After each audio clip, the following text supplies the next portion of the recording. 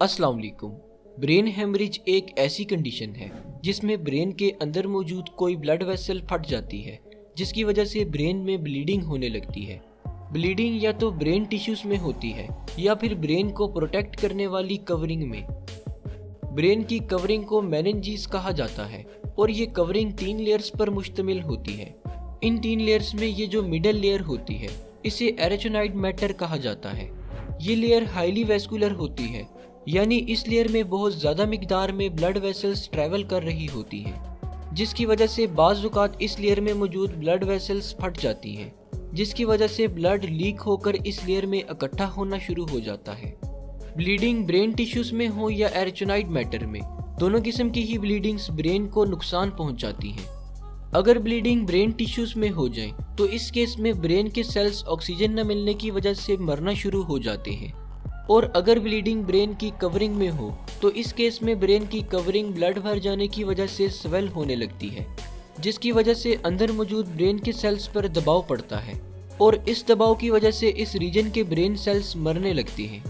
Brain में bleeding होने की बहुत सारी कॉसेस हो सकती हैं, जैसा कि सर पर कोई गहरी चोट लग जाना, हाई ब्लड प्रेशर की वजह से ब्रेन की रग फट जाना, ब्रेन में ट्यूमर का मौजूद होना या फिर मरीज को कोई ब्लीडिंग डिसऑर्डर होना वगैरह।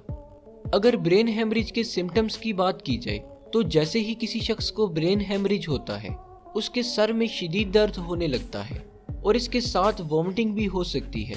इसके अलावा मरीज देखने और बोलने में मुश्किल महसूस करने लगता है और साथ साथ जिस्म की कोऑर्डिनेशन भी ख़त्म होने लगती है।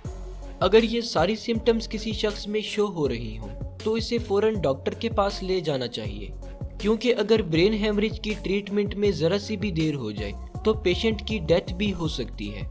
ब्रेन हेमरेज को ट्रीट करने के लिए सबसे पहले ये जानना ज़रूरी होता है कि ब्लीडिंग ब्रेन के कौन से हिस्से में हुई है और इससे ब्रेन का कितना हिस्सा डैमेज हुआ है। ये सब चेक करने के लिए डॉक्टर्स सीटी स्कैन या MRI करते हैं और जब डॉक्टर्स देख लेते हैं कि ब्लीडिंग किस हिस्से में है और कितनी है तो इसके बाद ट्रीटमेंट शुरू कर दी जाती है। ज़्यादातर केसेस में ब्लीडिंग को निकालने के लिए सर्जरी परफॉर्म की जाती है, जिसमें पेशेंट के स्कल में सुराख करके ब्लड क्लॉट को ड्रेन कर दिया जाता है। ट्रीटमेंट के बाद अगर मरीज में कोई फिजिकल एबनॉर्मेलिटीज रह जाएं, जैसा कि चलने फिरने और बोलने में मुश्किल हो, तो इसे दूर करने के लिए फिजिकल और स्पीच थेरापी की जाती है, जिससे जल्द ही मरीज सेहतयाब होकर अपनी रोज़मर्रा की एक्टिविटीज़ ठीक से परफॉर्म करने लगता है। शुक्रिया। अल्लाह हाफिज़।